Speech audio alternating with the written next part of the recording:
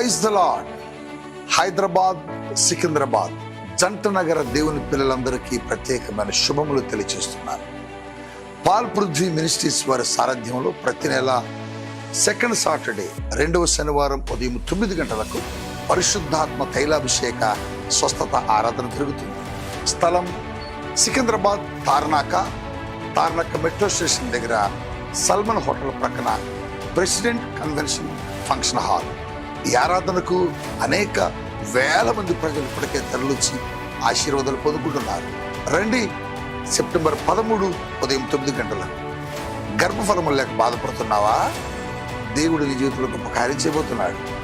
స్వస్థతల కొరకు ఎదురు చూస్తున్నారా? అద్భుతాల కొరకు ఎదురు చూస్తున్నారా? రండి, దేవుని బలమైన కార్యాలు పొందుకోండి.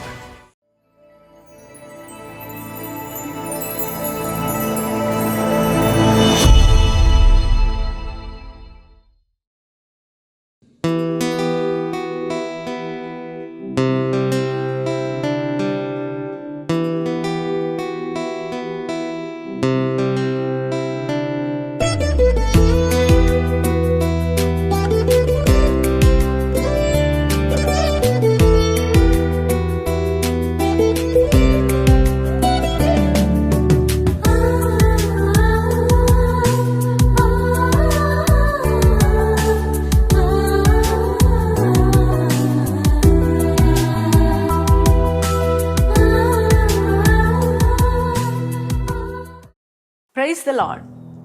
యేసుతో ప్రతిదినం అనే ఆధ్యాత్మిక కార్యక్రమానికి మిమ్మల్ని అందరినీ ప్రేమతో ఆహ్వానిస్తున్నాం. దేవుని పిల్లలారా, ఎలా ఉన్నారు? బాగున్నారు కదా? మరి ప్రతిదినం దేవుని యొక్క వాగ్దానాల ద్వారా మీరు ఎంతగానో దీవించబడుతున్నారని మీరు మాకు తెలియచేస్తున్నప్పుడు మేము ఎంతగానో సంతోషిస్తున్నాం, దేవుని మహిమపరుస్తున్నాం. మరి ఈ దినం కూడా దేవుడు శ్రేష్టమైన వాగ్దానం మన కొరకు ఇచ్చి ఉన్నారు. ఆ వాగ్దానం ఏమిటో చదువుకుందాం. పేతురు రాసిన మొదటి పత్రిక 5వ అధ్యాయము 6వ వచనం నుండి చదువుకుందాం. దేవుడు తగిన సమయమందు మిమ్మల్ని హెచ్చించున్నట్లు ఆయన బలిష్టమైన చేతి క్రింద దీన మనస్కులై ఉండుడి. Praise the Lord. దేవుని పిల్లలారా, ఎంత చక్కని మాట అండి.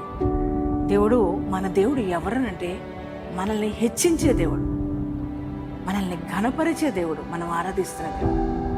ఈ దినం ఈ వాగ్దానం వింటున్న మీ జీవితాల్లో మీ పరిస్థితులు మారట్లేదని, మరి ఎందుకని నాకంటే వెనుక వచ్చిన వారు అందరూ దీవించబడ్డారు, వారందరూ కూడా ఎంతగానో ఉన్నతమైన స్థితిలో ఉన్నారు. మరి నా పరిస్థితి ఏంటి? నా పరిస్థితులు ఎందుకు మారట్లా? నేను అదే స్థితిలో ఉంటున్నాను, అదే పరిస్థితిలో ఉంటున్నాను.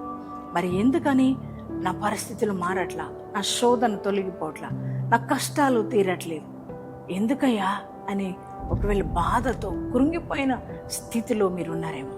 ఈ ఉదయకాలం ప్రభు అంటున్నారు కదా, దేవుడు తగిన సమయంలో మిమ్మల్ని హెచ్చిస్తాడు. దేవునికి మనలా కాదు, ఆయనకంటూ ఒక సమయం ఉంది.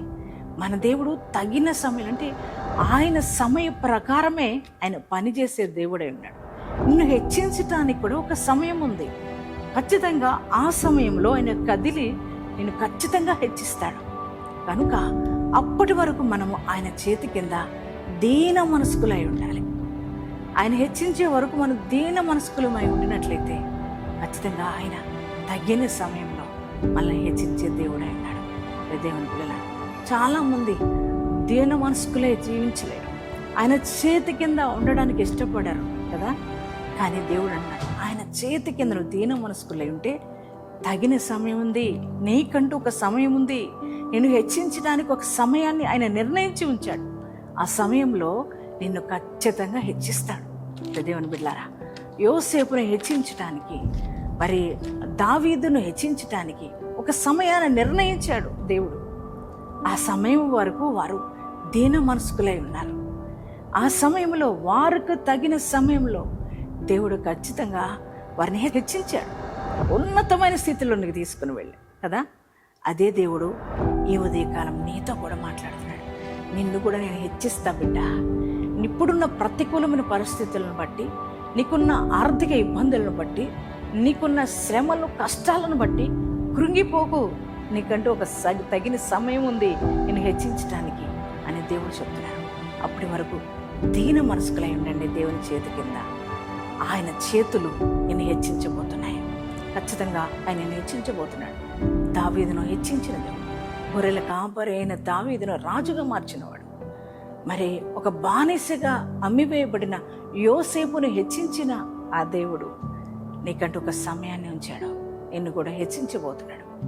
నమ్ముతున్నారా? ఆయన బిడ్డవు నువ్వు, ఆయన బిడ్డవు గనుక, ఆయన ప్రేమించి నేను రక్షించుకున్నాడు గనక నేను ఖచ్చితంగా హెచ్చిస్తాడు. కనుక ఈ వాగ్దానం నమ్మండి, నమ్మకంతో విశ్వాసంతో రిసీవ్ చేసుకోండి. ఎంతమంది ఈ వాగ్దానం రిసీవ్ చేసుకున్నారు? మీ అందరి జీవితాల్లో ఈ వాగ్దానం నెరవేర్చబడింది కాక ప్రార్థన చేసుకుందామా. ప్రియ తండ్రి, నీ ఘనమైన ప్రేమకై, మీ కృపకై వందనాలు, స్తోత్రాలు యేసయ్యా. ఇదిగో తండ్రి, నువ్వు మమ్మల్ని హెచ్చించే దేవుడిగా ఉన్నావు ప్రభా. తగిన సమయంలో మమ్మల్ని హెచ్చిస్తావు.